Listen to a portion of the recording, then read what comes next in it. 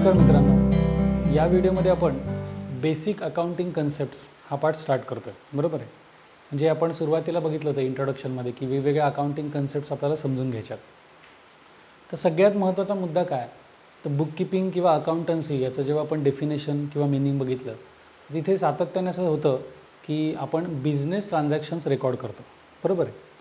मग आता पहिलाच मुद्दा आहे की ट्रान्झॅक्शन म्हणजे काय, किंवा त्याचे वेगवेगळे टाईप्स कोणते, टाईप्स ऑफ ट्रान्झॅक्शन. तर ट्रान्झॅक्शनचे दोन पार्ट आहेत, एक मॉनिटरी ट्रान्झॅक्शन आणि दुसरं नॉन मॉनिटरी ट्रान्झॅक्शन. आता मॉनिटरी ट्रान्झॅक्शन्सलाच आपण काय म्हणू शकतो, बिझनेस ट्रान्झॅक्शन्स म्हणू शकतो. बरोबर.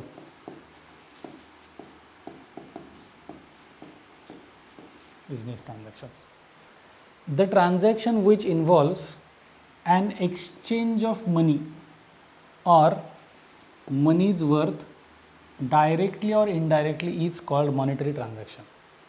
ज्या ट्रान्झॅक्शनमध्ये आपण जे काही गिव्ह अँड टेक करतो आहे त्याच्यामध्ये मनी किंवा मनीज वर्थ ह्याचं डायरेक्टली किंवा इनडायरेक्ट जर एक्सचेंज असेल तरच आपण त्याला काय म्हणणार, मॉनिटरी ट्रान्झॅक्शन.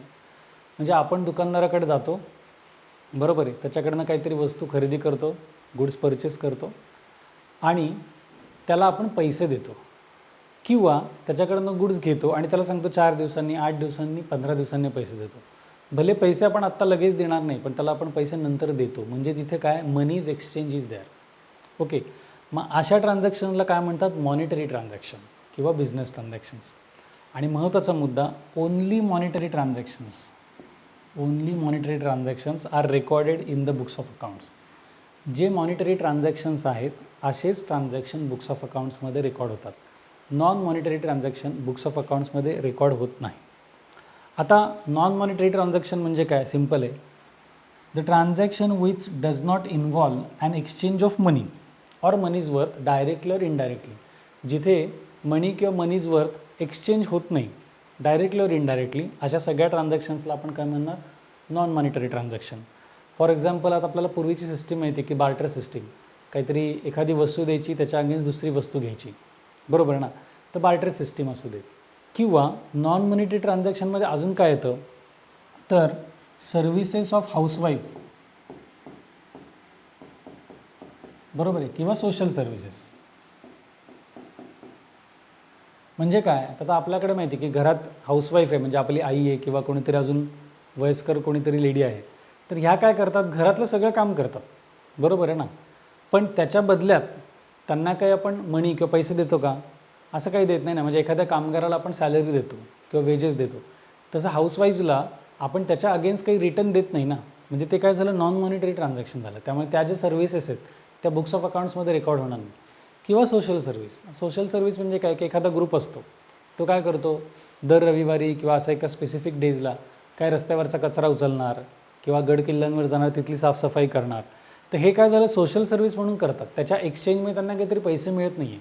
म्हणजे हे काय झालं, नॉन मॉनिटरी ट्रान्झॅक्शन झालं. मग अशा प्रकारचे जे काही ट्रान्झॅक्शन्स आहेत हे बुक्स ऑफ अकाउंट्समध्ये रेकॉर्ड होत नाही. आता आपण पुढचा कन्सेप्ट बघूयात. एक सगळ्यात महत्त्वाचा बेसिक कन्सेप्ट जो असतो अकाउंट्समध्ये तो म्हणजे आहे गुड्स. जे आपण मागच्या 1-2 व्हिडिओमध्ये पण ते डिस्कशनमध्ये आलं होतं की गुड्स हा पार्ट. आता गुड्स म्हणजे काय, तर the term goods refers to merchandise, commodities, articles or things in which a trader trade. म्हणजे एकदम सोप्या भाषेत सांगायचं तर जो ट्रेडर किंवा जो व्यापारी ज्या वस्तूंमध्ये, ज्या आर्टिकल्समध्ये, ज्या कमॉडिटीजमध्ये व्यापार करतो, ट्रेड करतो, त्या कमॉडिटीज त्याच्यासाठी गुड्स, बरोबर आहे. आता गुड्स हा शब्द आपण नॉर्मली कुठे पाहिलेला असतो, तर बऱ्याच वेळा रस्त्यातून जाताना एक ट्रक असतो आणि त्या ट्रकमध्ये लिहिलेलं असतं गुड्स कॅरियर, बरोबर आहे का. गुड्स कॅरियर मराठीत आपण त्याला म्हणतो माल वाहतूक करणारा ट्रक. याचा अर्थ त्या ट्रकमध्ये कुठल्या तरी बिझनेसमनचे किंवा कुठल्या तरी दुकानदाराचे गुड्स जात असतात, बरोबर. मग हे गुड्स म्हणजे काय, तर ज्या दुकानदार किंवा जो बिझनेसमन, जो व्यावसायिक ज्या गोष्टींमध्ये ट्रेड करतो, व्यापार करतो, त्याच्यासाठी ते गुड्स. म्हणजे आपण किराणा मालाच्या दुकानदारात गेलो, त्याच्या दृष्टीने गहू, तांदूळ, साखर, तेल हे सगळे गुड्स झाले, बरोबर आहे. आपण एखाद्या भाजीवाल्याकडे गेलो, त्याच्या दृष्टीने भाजी म्हणजे गुड्स झाल्या. आपण एखाद्या सोनाराकडे गेलो तर आपल्या दृष्टीने सोने घेणं म्हणजे इन्व्हेस्टमेंट आहे, बरोबर आहे. पण त्याच्या दृष्टीने सोन्याचे सगळे दागिने म्हणजे गुड्स झाले. आपण एखाद्या फर्निचरच्या दुकानात गेलो, तिथे आपण एखादं कपाट घेतलं किंवा चेअर घेतली, टेबल परचेस केलं, तर आपल्या दृष्टीने ते आपण फर्निचर घेतलं, पण त्याच्या दृष्टीने ते गुड्स झाले. हे तर लक्षामध्ये. आपण एखाद्या इलेक्ट्रॉनिक शॉपमध्ये गेलो, बरोबर आहे, आणि तिथून टी व्ही, फ्रीज असं काहीतरी परचेस केलं, तर आपल्या दृष्टीने आपण इलेक्ट्रॉनिक कमॉडिटी परचेस केली, त्यांच्या दृष्टीने गुड्स विकले. आपण एखाद्या हार्डवेअरच्या दुकानात गेलो, तिथून काहीतरी वस्तू परचेस केली, तर आपल्यासाठी ती वस्तू झाली, त्याच्या दृष्टीने ते गुड्स झाले, बरोबर. म्हणजे तुम्ही ज्या कमॉडिटीजमध्ये, ज्या आर्टिकल्समध्ये बिझनेस करत आहात ते तुमच्या दृष्टीने काय झालं, goods. Okay. These are purchased or manufactured for the purpose of sale and to earn profit. म्हणजे गुड्स काय असतात, एकतर स्वतः तो मॅन्युफॅक्चर करतो म्हणजे तयार करतो आणि तो विकतो आणि प्रॉफिट कमवतो, किंवा तो स्वतः तयार करत नसेल, मॅन्युफॅक्चर करत नसेल, तर तो कोणाकडनं तरी परचेस करणार होलसेलमध्ये आणि रिटेलमध्ये विकणार आणि त्याच्यामधनं प्रॉफिट अर्न करणार. सो गुड्स ही एकदम बेसिक टर्म झाली. ही आपल्याला सातत्याने आपल्याला पुढे वेगवेगळा जो पार्ट आपण करणार आहे, जर्नल आहे, लेजर आहे, त्याच्यामध्ये हे येणार आहे. आता त्याच्या पुढचा कन्सेप्ट आपण बघूया. पुढचे हे 2 कन्सेप्ट आपण सायमल्टेनियसली बघणार आहोत. यातला सगळ्यात पहिला जो महत्त्वाचा कन्सेप्ट आहे तो आहे कॅपिटल. आता कॅपिटल म्हणजे काय, तर मराठीत त्याला म्हणतो आपण भांडवल. मराठीत काय म्हणतो आपण त्याला, भांडवल. ओके. आता कुठलाही बिझनेस सुरू करायचा असेल, ओके, तर तुम्हाला इनिशियली काय लागतं, कॅपिटल लागतं. आपण त्याला म्हणतो भांडवल पाहिजे. आता कॅपिटल म्हणजे काय, the total amount invested in to the business by the owner is called as capital. म्हणजे सपोज एक्स हा माणूस आहे आणि त्याने ठरवलं की आपण एक बिझनेस सुरू करायचा कुठलाही. तर शॉप एक घ्यायचं आहे रेंटवर आणि तिथे काही गुड्स आणायचे आणि ते सेल करायचे असं त्यांनी ठरवलं. मग आता त्याला काय लक्षात येईल की सुरुवातीला शॉप घ्यायचं असेल तर शॉपचं आपल्याला काहीतरी डिपॉझिट भरावं लागेल, नंतर शॉपचं रेंट भरावं लागेल आणि एक सर्टन अमाऊंटचे आपल्याला गुड्स परचेस करायला लागतील आणि मग ते सेल करायला लागतील. मग ह्या सगळ्याला त्यांनी कॅल्क्युलेशन केलं की सपोज त्याला लागणारे 1 लाख रुपये, बरोबर आहे. हे 1 लाख रुपये काय केले, त्यांनी स्वतःच्या खिशातले ते पैसे टाकले बिझनेसमध्ये. समजतंय का बघा, स्वतःच्या खिशातले बिझनेसमध्ये पैसे टाकले, तर त्याला काय म्हणतात, कॅपिटल. येतं लक्षामध्ये. मग 1 लाख रुपये थोडक्यात त्यांनी काय केलं, त्याच्या पर्सनल गोष्टीतनं पैसे काढले आणि बिझनेसमध्ये टाकले, त्याला काय म्हणतात, कॅपिटल. मग असं पण असतं की फक्त कॅश असते का, नाही, इतर गोष्टी पण असू शकतात त्यांनी कॅपिटल म्हणून आणलेलं. उदाहरणार्थ त्याच्या घरातलं फर्निचर आहे, एक टेबल आहे, 2 खुर्च्या आहेत, बरोबर आहे, आणि एक पंखा आहे. तर हेच त्यांनी घेतलं आणि ऑफिसमध्ये आणून ठेवलं. म्हणजे त्यांनी काय केलं, पर्सनल प्रॉपर्टीमधून गुड्स घेतले किंवा फर्निचर घेतलं आणि ते बिझनेसमध्ये आणलं, त्याला काय झालं, कॅपिटल. म्हणजे ओनर किंवा मालक किंवा बिझनेसमन स्वतःच्या पर्सनल प्रॉपर्टीमधून बिझनेससाठी जे काही देतो त्याला काय म्हणतात, कॅपिटल.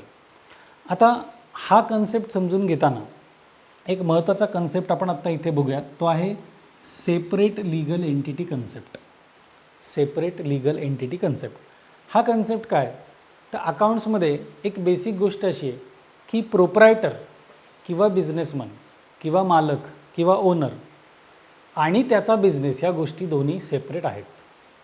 एखादा प्रोप्रायटर, एखादा बिझनेसमन आणि त्याचा बिझनेस ह्या गोष्टी दोन्ही सेपरेट आहे, म्हणून त्याला म्हणतात सेपरेट लीगल एंटिटी कन्सेप्ट. म्हणजे एक्सनी 1 लाख रुपये बिझनेसमध्ये आणले तर हा हे माझेच पैसे आहेत असं तो नाही म्हणू शकत. बिझनेसच्या दृष्टीने एक्स हा थर्ड पर्सन झाला, बिझनेसच्या दृष्टीने एक्स हा थर्ड पर्सन झाला आणि एक्सनी बिझनेससाठी पैसे दिले, एक्सनी बिझनेससाठी पैसे दिले.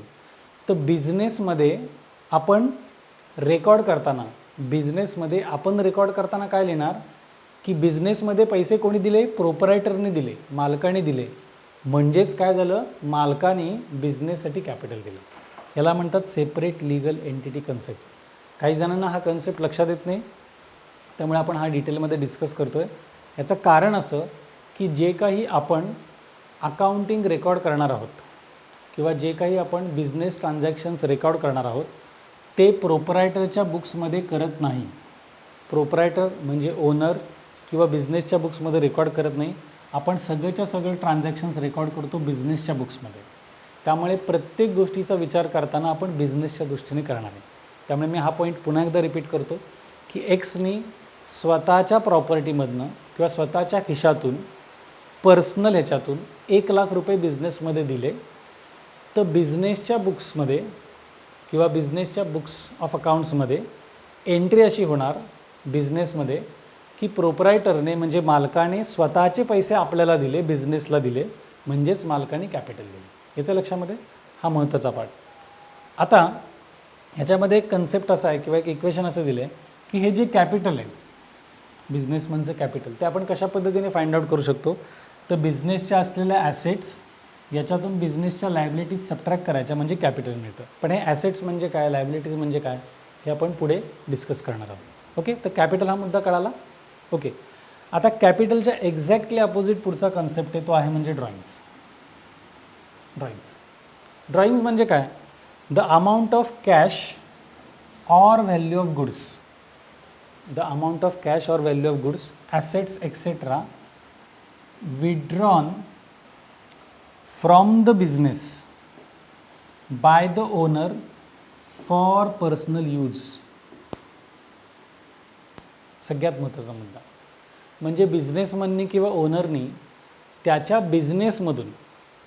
बिझनेसमधून पर्सनल यूजसाठी जर गुड्स घेतले, ॲसेट घेतली, कॅश घेतली तर त्याला ड्रॉइंग्ज म्हणतात.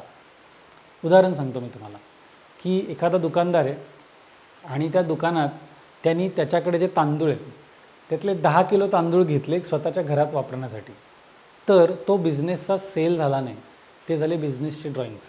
येतं लक्षामध्ये? त्यांनी एक तेलाचा डबा घेतला आणि घरी नेला, तो काय झाला? ड्रॉइंग्स. त्यांनी त्याच्याकडचं जो बिझनेसमधले पैसे आहेत त्यातले 10,000 रुपये काढले आणि मुलासाठी फीज भरली, तर हा सुद्धा ड्रॉइंगच झाला. कारण पर्सनल खर्च म्हणजे त्याचा पर्सनल खर्च आणि त्याचा फॅमिलीचा खर्च, तो बिझनेस एक्सपेंडिचर होत नाही.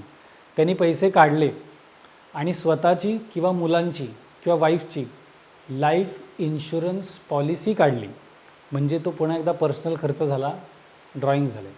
त्यांनी बिझनेसमधनं पैसे काढले आणि स्वतःच्या घराचा रेंट भरला, तो ड्रॉइंग झाला. हां, त्यांनी स्वतःच्या शॉपचा रेंट भरला तर ते ड्रॉइंग्स होणार नाही.